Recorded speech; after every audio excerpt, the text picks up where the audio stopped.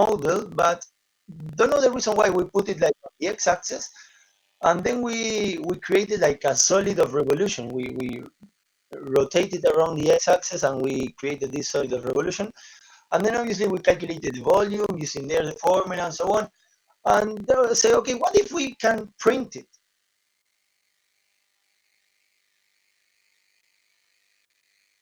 And just okay, what if we print it? And I printed it, but printing it from GeoGebra was not easy. I mean, I couldn't find a way. That was last October, and I couldn't really find a way how to print it from GeoGebra.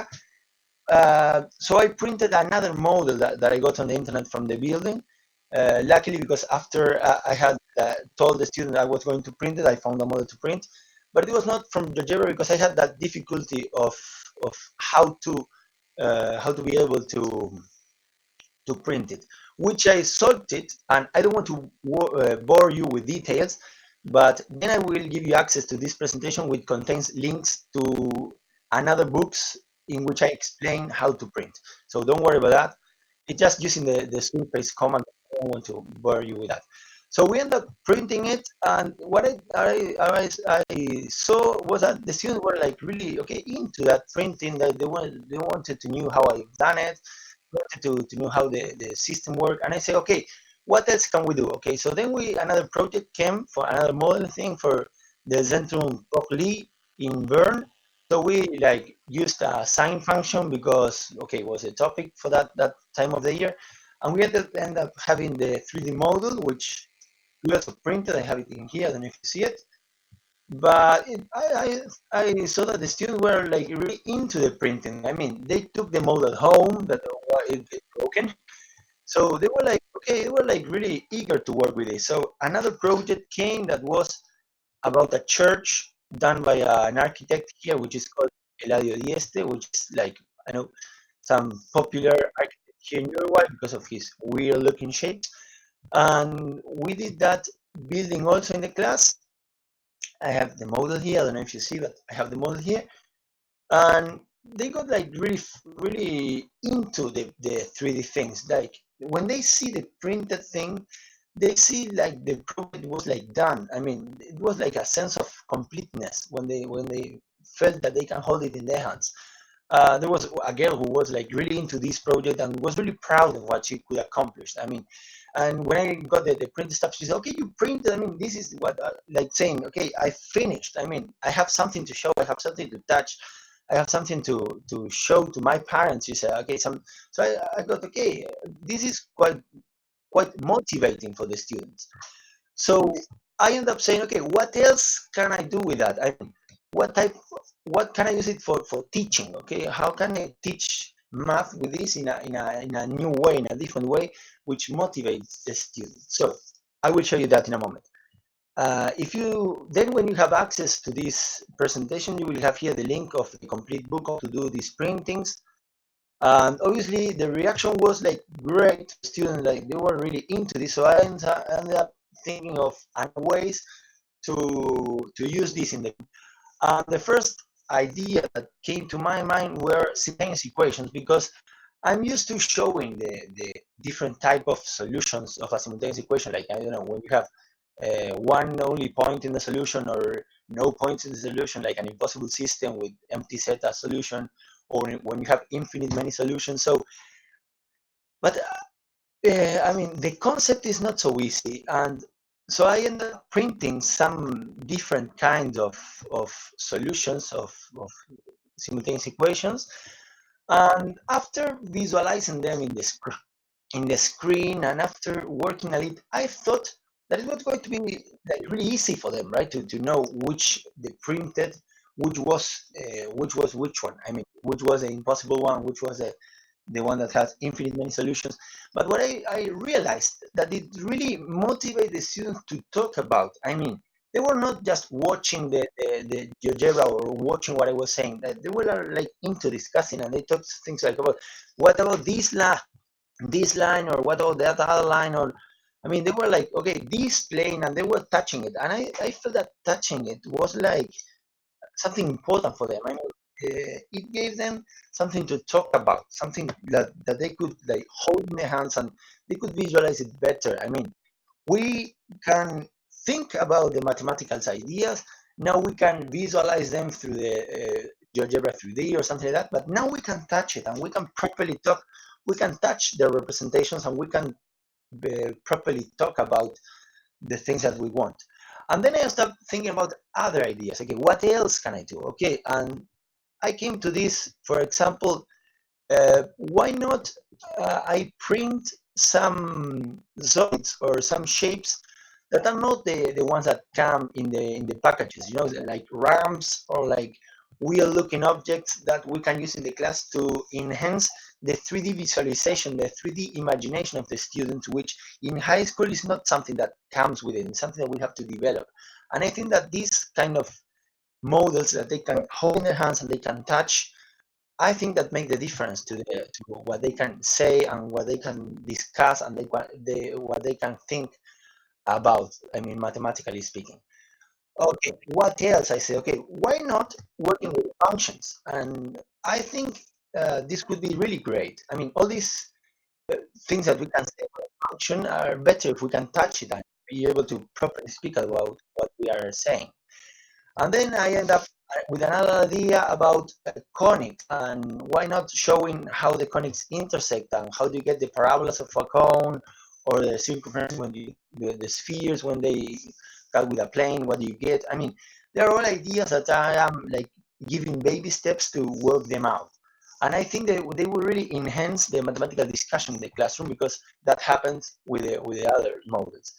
Okay, then what else? And this is the last thing that I would like to talk about today with you. I also ended up working with algebraic surfaces. And as I said before, it is because they are fun and because I can do a lot of things in the class with this. I can show a lot of algebra things when working with algebraic surfaces. For example, the non-zero division law or something what is an equation, can a point fix or not in the equation. I mean, the goal, it's been a goal for me many years ago, it was printing the Herwinghauser's galley. I don't know if you know something about Herwinghauser, but he like gave us a lot of cool shapes to talk about, and I was like um, really saying, okay, why can't we visualize this in GeoGebra? And it was because what GeoGebra thinks is in a different way from the ray tracers softwares. So what I ended up was with an idea that I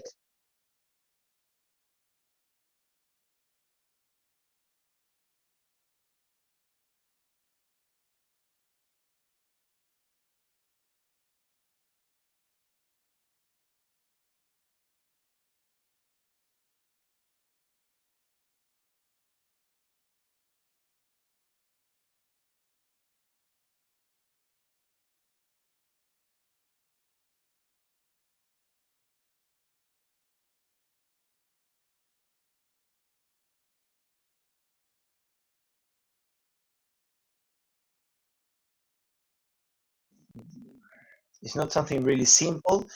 It's something that everybody could accomplish, but this will like advance you some months because I was thinking about this like a lot on how to do it in GeoGebra. What I end up doing, I can tell you now that it's loading. What I end up doing was like making one of the unknowns the subject of the equation, and then I work with that like a multivariable function, and with the surface command, I could like got into that. Okay, but I don't want to bore you with details. It's just that you can work a lot of extra stuff with this. Okay, so okay, here we are. I mean, this is what I wanted to show. Okay, all how to do it is on this. No, wait. Okay, these are the printed models I can show you. I printed one or two. When I got the printed model, was that really awesome because it was something that was in my mind like a lot of time, and I got some of these shapes, and I thought they were great. And also, I will give you access to these files I've done where you can like really got into the shapes and work with them. Okay, but I don't want to take more time than the one that I have.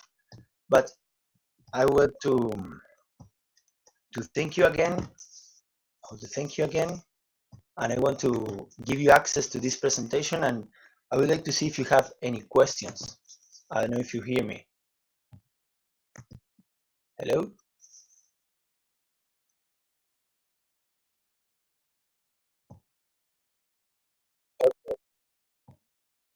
So I'm going to go to the final slide. I don't know if you have any questions.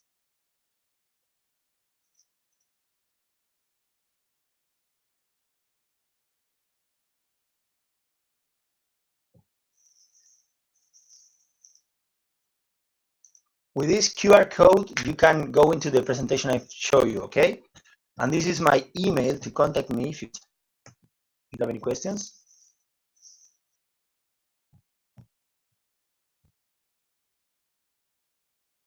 Okay.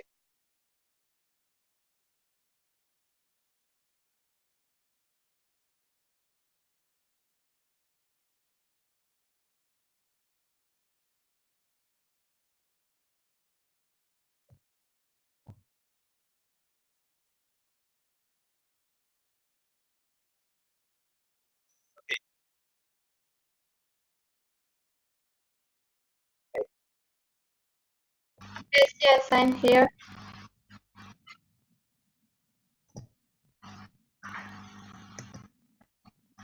Hello,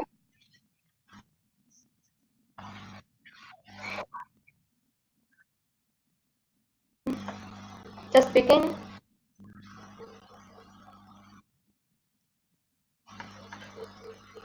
Okay, hello to everyone. My name is Kiladze, from Tbilisi, Georgia, and I will introduce some of my work which are connected with architecture and mathematics. Last of my works I presented on January, and I will share my screen. Uh,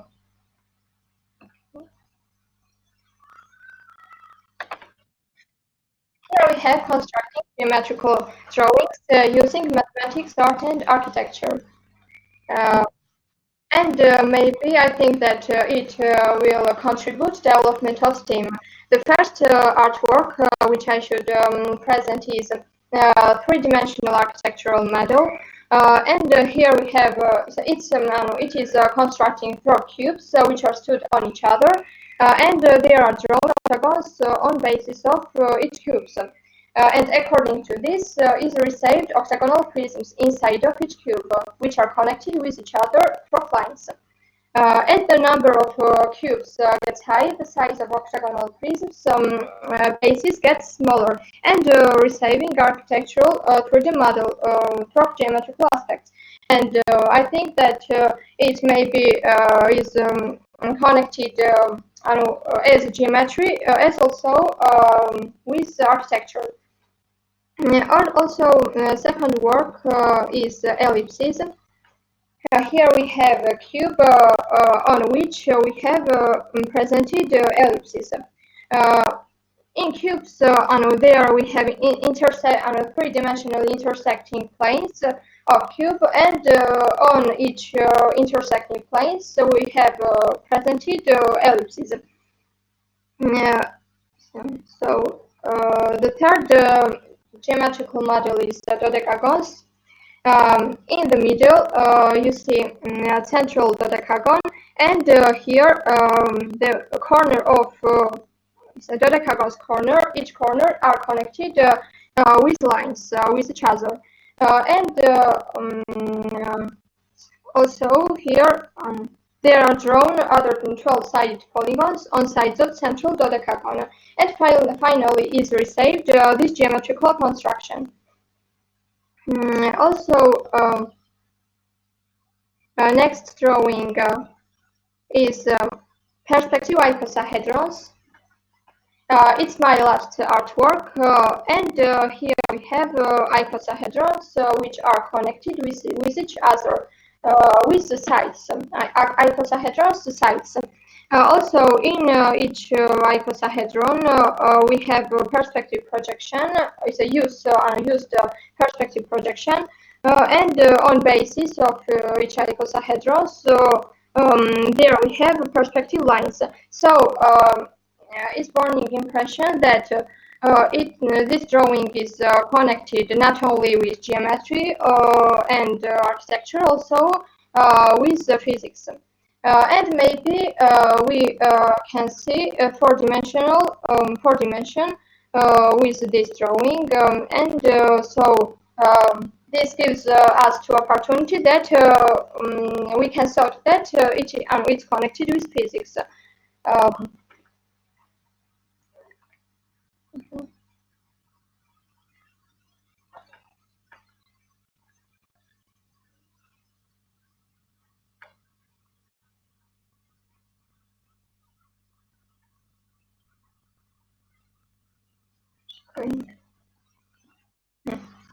I like.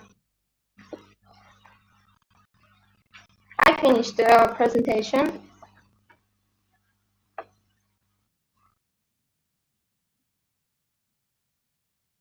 Thank you so much for opportunity.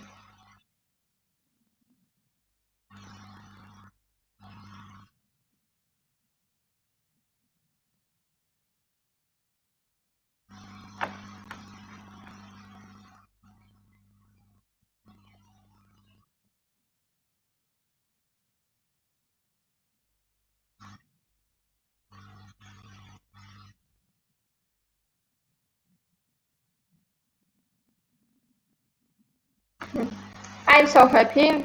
Also,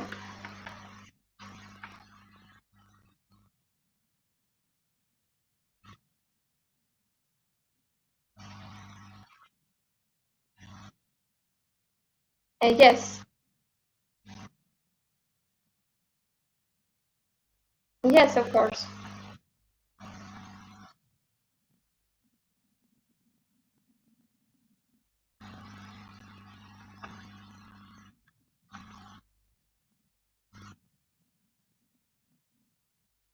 Yes, Anu.